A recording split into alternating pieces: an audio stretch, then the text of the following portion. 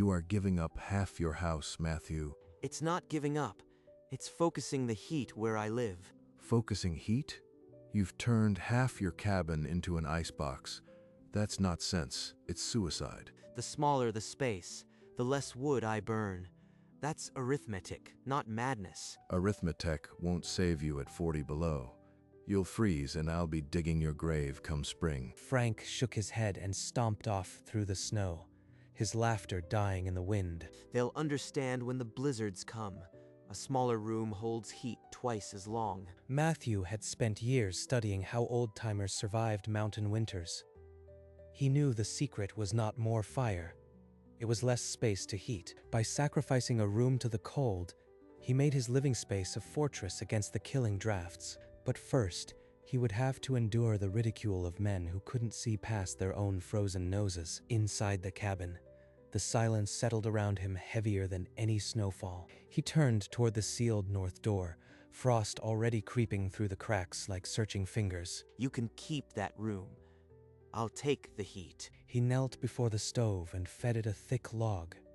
The flames accepted it hungrily, casting long shadows on the walls. Then he took his seat on the stool, the leather harness slipping from his fingers as his mind drifted elsewhere. From his pocket, he withdrew a tarnished locket, its edges worn smooth by years of opening. Inside was a photograph of a woman with a gentle smile, her eyes holding a quiet sorrow. Anna. 5 winters passed, in a drafty cabin, not unlike this one. A blizzard had stolen her breath on the 3rd day, the cold creeping through every crack. Matthew had made a promise then. No death by winter would ever happen under his roof again. The blizzard descended like a pack of wolves, clawing at the roof and testing every seam Matthew had so carefully sealed. This is the test. Every plank, every seam. Hold firm now. A quarter-mile away, Frank's house shuddered, drafts whistling through every gap and turning the main room into a wind tunnel. Plug that gap. The wind cuts like a butcher's blade. Frank stumbled to the window, wiped the frost with his sleeve, and stared at the thin smoke rising from Matthew's chimney across the snow. How's that, madman? Staying warm while we're freezing solid. In his small room, Matthew fed the stove a thick chunk of oak. The heat held steady, the cold locked outside. She would have been safe in here. By morning, the valley lay hushed under a fresh white blanket. Matthew's cabin stood firm, while other homes bore the deep scars of the night. Maybe there's more to that trick than I figured. Word of Matthew's warmth spread through the settlement like frost on a window pane. Neighbors stopped by his cabin, half mocking, but half curious. It's no trick. I just don't heat what I don't use. He offered no long explanation. Just open the door to the warm room and let the heat speak for itself. They can laugh. My woodpile is full and my stove sips slowly. He'll freeze when the real storms come. You can't cheat winter. Mark my words. But the grumbling grew thinner, and some lingered by his door longer than they meant to. Matthew's woodpile stood tall, his stove sipping logs like a miser hoarding coins, lasting 3 times longer than anyone else's. When the snow is deeper than the door, they'll remember this. He returned to his mending, the rhythmic pull of needle through leather, the fire crackling low and steady, a quiet certainty settling in his chest. The cold deepened, and the woodpiles that had seemed generous in autumn now looked like tomorrow's regret. But Matthew's stack stood stubbornly high, the logs frozen together, but still promising weeks of warmth. I'll not have to swing an axe for days. The stove barely sips. Frank's pile, by contrast, had dwindled to half its size, the remaining wood disappearing faster than the snow could bury it. So one leaden afternoon, Frank grabbed his axe and headed for the tree line, snow up to his knees. He returned hours later, dragging 2 scrawny branches, his breath coming in ragged gasps that froze in the air. A neighbor cornered Matthew on the path, his breath a white cloud of desperation. Smaller space. I don't heat what I don't use. That's the whole secret. Smaller space. As if the cold cares about space. He's just lucky he hasn't run out yet. But the frost on every window whispered the same truth. Winter was not yet halfway done, and the worst was yet to come. 3 days after the storm, Matthew took his rifle into the white silence. A buck broke cover near the creek, and his finger tightened on the trigger. The shot echoed. He dressed the carcass and began dragging it home, leaving a red trail in the snow. No root cellar, but the cold room. That's my ice house. He hung the deer in the dark porch. Frost crept over the meat within hours. By morning, the carcass was granite hard, every muscle sealed in a crystal glaze. Frozen solid. Will it keep? He sliced a piece and left it. Days passed. The meat was as fresh as the day it was killed. The room I sacrificed. It's a larder. What others called a frozen waste, Matthew now knew as nature's own pantry. The cold had become his ally, preserving his food as surely as any cellar, and costing him nothing. Frank's root cellar had failed. The cold had seeped in wrong, not to freeze but to rot. The heavy lid came away in his hands, and the smell of decay filled the small space. Every barrel, every scrap, rot. My children will starve because I trusted cold dirt to keep out the damp. In Samuel Hayes's cabin, his little girl's cough had turned wet and crackling. The fever rose with the moon. His wife's voice cut through the dark. "You have to do something, Samuel. She can't fight this cold." If I leave, the fire might die and we'll freeze. But if I stay, she might not see morning. So he pulled on his coat and stepped into the frozen dusk, the wind whipping through the pines. Matthew's cabin was a quarter-mile away, its chimney sending a thin, steady plume into the gray sky. Maybe the madman knows more than we thought. Maybe he's got more than just a warm room. Matthew, open up. It's Samuel Hayes. My daughter is dying of the cold. Please.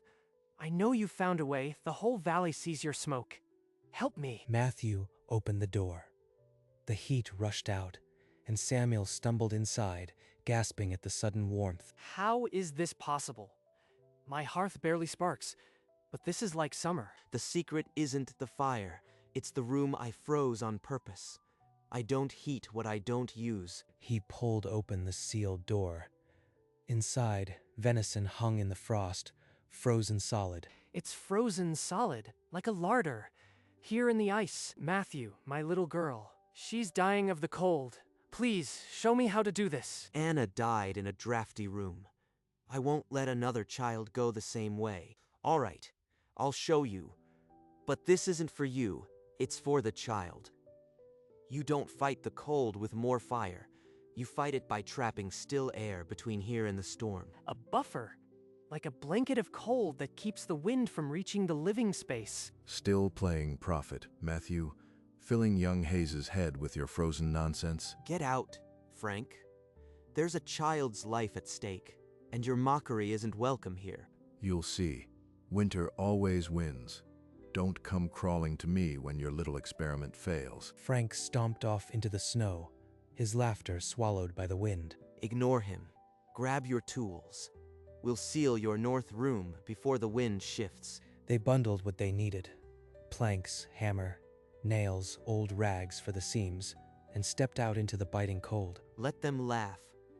Soon they'll beg for the secret.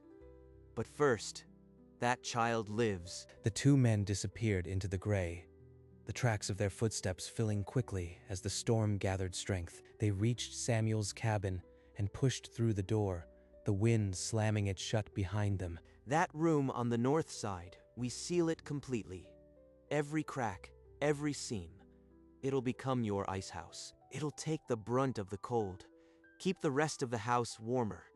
Sacrifice one room to save the others. They worked in grinding silence, nailing planks into old wood, stuffing rags into every gap. Samuel's wife huddled in the corner, their sick daughter bundled against her chest, her eyes wide with a fear that wasn't just the cold. It's safe. The cold room will trap the frost, and your living space will stay warm. When you get meat, it'll freeze solid and keep for months. Samuel lit the stove in the smaller room. The fire caught, and within minutes, a hesitant warmth began to push back the chill. It's working, just like mine. Now we wait. Outside, the storm clawed at the walls, but inside the small sealed room, the heat held steady, a fragile promise against the dark. They had done all they could, Now, the night would test every plank and see Matthew had taught them. The fire held. All night, Samuel fed it small sticks, watching the frost retreat from the window. Shay's warm. The fever broke. His wife looked up, tears tracing clean lines through the day's grime, and smiled for the first time in weeks. He unlatched the sealed door. A chunk of venison hung in the dark, frozen as hard as January ground. Frozen solid. Just as Matthew promised it would. Outside, the chimney smoke rose straight into the gray sky, a quiet sign that the house was heating right. God, forgive me for doubting him. That man saved my daughter. He returned to the warmth. His wife and child settled near the stove, the color blooming in the little girl's cheeks. As dusk fell, Samuel pulled on his coat. He owed Matthew more than thanks. He owed him a child's life. His boots crunched through the snow, heading toward Matthew's cabin, with gratitude burning hotter than any stove. That chimney smoke is steady, but thin. Something's different at Hayes's place. Hayes, got a minute? I hear your girl's better, but I also heard you've been taking lessons from the madman. Better? She's alive, Frank. And Matthew's no madman. Come see for yourself. Samuel pushed the door wide.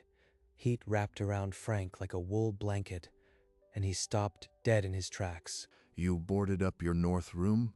What good did that do? Samuel unlatched the sealed door, revealing slabs of frozen venison glittering in the dark. Frozen solid.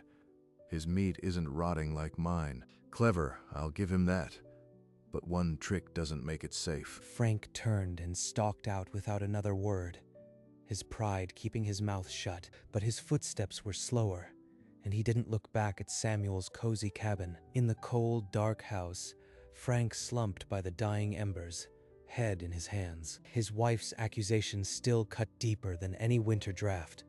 You let pride freeze us, while Matthew's house glows like summer. She's right. I let my stubbornness starve my own children. He stared at the embers, remembering Samuel's cabin, the warmth that wrapped him, the meat frozen solid, the little girl laughing by the fire. He had mocked it, but now it was the only thing that made sense. Why did I mock him? He found the answer, and I refused to see it. He stood abruptly, grabbed his coat from the peg. I'll go to the madman and beg. The words tasted like ash, but he meant them. He pulled the door open and stepped into the freezing dusk, his pride crushed under a father's love. The walk to Matthew's cabin would be the hardest of his life, but it was the only path left for a man who had finally understood his own foolishness. Frank stood before Matthew's door, his breath a ragged cloud in the frozen air, his hand trembling as he raised it to knock. He'll throw me out. After all I said, he should. The door swung open. Matthew's face was a mask of stone, lit by the fire behind him. Frank, what brings the town crier to my doorstep at this hour? I was wrong, Matthew. You were right about everything. I am here to beg your help. Beg? You? The man who said I'd freeze in my own tomb? My children are shivering. My pride is dust. Please, I'll do anything. Matthew studied him, the firelight flickering across the weathered lines of his face as he saw something unexpected, a father broken by his own stupidity. It's not for you. It's for your family. Come in. He held out his hand. Frank took it, and the years of rivalry cracked like winter ice under a spring sun. They walked through the snow to Frank's house, carrying planks and tools, the wind at their backs pressing them forward. Same principle. Seal the north room completely. Every crack. It'll take the brunt of the wind, and your main room stays warm. I never thought I'd be nailing planks to my own walls, but here we are. Frank's children huddled in the corner, their thin blankets drawn tight, watching their father work with a hope they had almost forgotten. Crouch down. Feel for moving air against your skin. Any draft, stuff it with rags. Frank knelt and felt for drafts. He stuffed old rags into the gaps he found, just as he'd seen Matthew do. With the last plank nailed, Frank lit the stove in the smaller room. The fire caught, and an orange glow pushed against the cold darkness. I feel it. Real warmth. Not just a fire fighting a losing battle. His wife let out a trembling breath, her eyes filling with tears as the warmth seeped into the small room, transforming it into a sanctuary. They had done it. The tiny house was now divided, and the family huddled in their warm refuge as the night settled in, ready to test the seams once more. 3 days after the sealing, Frank pulled open the cold room door. Inside, the salted pork hung frozen solid, a testament to the sealed tomb's power. It's working. The cold that nearly killed us is now our larder. His wife ladled stew into wooden bowls, steam rising. The children ate with eager eyes, their cheeks no longer hollow. Matthew's madness saved us. I was nothing but a fool. That evening, Frank carried a heavy jug of cider to Matthew's cabin. He knocked, no longer a mocker, but a man humbled. I brought my best. It's not payment, just thanks. I called you a fool, but you are wiser than any of us. I mocked a prophet, and I ask your forgiveness again. No prophet, just a man who paid attention to the wind and the seams. They sat by the stove, the crackling fire filling the silence as they shared a drink. Outside, the snow fell gently. Inside, 2 men who had been enemies now shared a common truth. How did you figure this out? The cold room trick. It seems like something a man would only stumble on by accident. It's not new. I read about old farmhouses in the East. They had cold pantries, unheated rooms for preserving food through winter. Cold pantries. You mean people did this on purpose, not out of desperation? Not desperation, design. They understood that a buffer room takes the cold. The still air in there acts like a blanket for the rest of the house. So the ice room isn't a flaw. It's part of the plan, like a cellar above ground. But for everything, food, heat, wind. Exactly. Freeze one room, save the rest. It's the moving air that kills you, not the cold itself. Stop the draft, and you stop the death. Frank stared at the sealed door, understanding dawning. It's brilliant. The whole house becomes a machine for trapping warmth, and the cold room does the hardest work. It's common sense, really. But common sense is the first thing we forget when we're afraid. The cold pantry was not madness, but ancient wisdom, rediscovered when life depended on it. The next morning, Frank gathered the settlement in the center of the snow-covered clearing. Matthew's cold room trick saved my family. It's not madness, it's arithmetic. A smaller room holds heat, and the frozen room preserves meat. He led them past Frank's own cabin, then Samuel's, pointing to the chimneys with thin, steady smoke. At Matthew's door, they saw the plank-sealed north room and the frozen venison hanging in the dark. I was the first to learn. Matthew saved my daughter when no one else could. His way works. By week's end, 3 more families had nailed planks over their north doors, their woodpiles lasting twice as long. The cold rooms filled with frozen game, and the small living spaces glowed warm against the snow. It wasn't about being right. It was about keeping them alive. The cold room trick had become the common practice, and the settlement survived the winter with a secret they'd once mocked. Matthew watched the smoke rise from his neighbors' chimneys, a quiet satisfaction replacing the old grief. The settlement gathered under a gray sky near the clearing where they'd once traded mockery. Today they came to give thanks. We called Matthew a fool when he sealed off his north room, but his madness saved my children and fed this whole valley. And he didn't ask for a thing in return. My little girl is alive because he chose to teach, not to gloat. It's just physics. Moving air steals heat. Freeze one room, and the rest stays warm. A neighbor laughed, clapping Matthew on the shoulder. The tension that had gripped the settlement for months thawed. Children ran past, cheeks pink from running, not from fever. Their bellies were full, their homes warm. Anna, I kept my promise. Not a single soul lost to the cold this winter. By winter's deep heart, the cold room trick was every family's practice, as common as chopping wood or stoking a fire. We owe you more than a jug of cider. You gave us back the winter. Matthew took the cup, the amber light dancing in his eyes. The ridicule was gone, replaced by a quiet, earned respect. Matthew walked the narrow path through soft snowfall, a lantern swinging from his hand, the cabins behind him glowing like scattered stars. At his doorway, he paused, one hand on the icy frame, the frozen porch on one side, the warm hearth on the other. Inside, the stove still breathed heat. He knelt and fed it a fresh log, the flame gulping greedily. This room once felt like a tomb for both of us. Now it's a sanctuary. He walked to the sealed door and opened it a crack. Frost spilled out, and the venison hung in dark rows, a frozen harvest. The cold that once stole everything from him now preserved what they needed to survive. Anna would have been proud, not of the trick, but of the people it saved. He closed the locket, his thumb resting on the edge, and placed it back in his pocket. He latched the cold door and returned to his stool. The fire crackled low, filling the silence. Outside, the snow fell thicker, but inside the small, sealed room, the warmth held steady, a silent promise kept. The next morning, before the settlement stirred, Matthew trekked to a small rise at the valley's edge, where a single wooden cross stood in the snow. He brushed the snow from the marker, revealing the name Anna carved deep into the wood. I did it, Anna. Our house is warm. The children laugh and the meat stays frozen.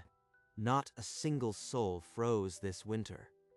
I kept my promise. He opened the locket, placed it at the base of the cross, the tiny picture catching the pale morning light. This was your home once. Now it's a place where life endures. He stood slowly, the weight of years lifting from his shoulders, and looked down at the settlement in the valley below. Smoke rose from half a dozen chimneys, steady and true, proof that his cold room trick had become the common wisdom. He turned and walked back down the hill, his footprints slowly filling with fresh snow, the locket left as a silent vow. The cold would still come every winter, but it would never again steal a life from these cabins. Night settled over the valley, stars sharp, cabins glowing with amber light. Matthew latched the door and turned to the fire.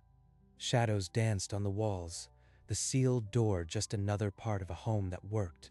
He sank onto the stool, pulled a worn book from the shelf, pages turning slow. A smile crept across his face, not triumph, but the contentment of a man who had turned grief into wisdom.